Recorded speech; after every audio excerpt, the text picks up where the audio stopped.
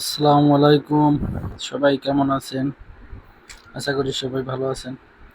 ভাই, আজকে আমি যে বিষয়টা নিয়ে আসছি, দেখেন পুলিশ কিভাবে পানি খাওয়াচ্ছে। এখন 40+ টেম্পারেচার চলে দুপুর 1টা 2টার দিকে। আমার এই জিনিসটা দেখে অনেক ভালো লাগছে, এর জন্য ভিডিওটা করছি। আসলে কে কি মনে করেন জানি না। তবে আমার যে যে জিনিসটা মনে হয়েছে যে এই সময়টা পানি খাওয়াইছে, এটা আমাদের অনেক ভালো একটা উপকার করছে এবং উদ্যোগটা অনেক সুন্দর। যে উদ্যোগটা নিছে, পুলিশ ভাইদেরকে অসংখ্য ধন্যবাদ, আর সরকারকেও অসংখ্য ধন্যবাদ। আসলে ভাই, এক গ্লাস পানি এখন কিনতে গেলে 2 টাকা লাগে, আর এক বোতল পানি কিনতে গেলে 30 টাকা 20 টাকা লাগে। মানে তেলের চেয়ে পানির দাম বেশি হয়ে গেছে বাংলাদেশে।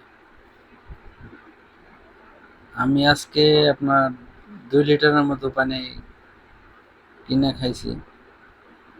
তারপর আপনার এখান থেকেও পানি খেয়েছি, মানে এত পরিমাণ পানির পিপাসা লাগছে।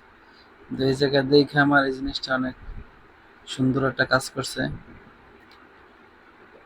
আর আপনাদের কেমন লাগছে আপনারা কমেন্টস করে জানাবেন। আশা করি সবাই কমেন্টে জানাবেন। আর যারা আমার ইউটিউব চ্যানেলের সাথে আছেন, তারা অবশ্যই সাবস্ক্রাইব করে রাখবেন। ভাই, অযথা এক গ্লাস পানি কিনে না খেয়ে এখান থেকে ফ্রি পানি গরমের ভিতরে খাওয়া আমি মনে করি বেটার। আমি নিজেও খাইছি। কারণ রোদ দিয়ে হাঁটলে রোদের ভিতরে অনেক পানির পিপাসা লাগে।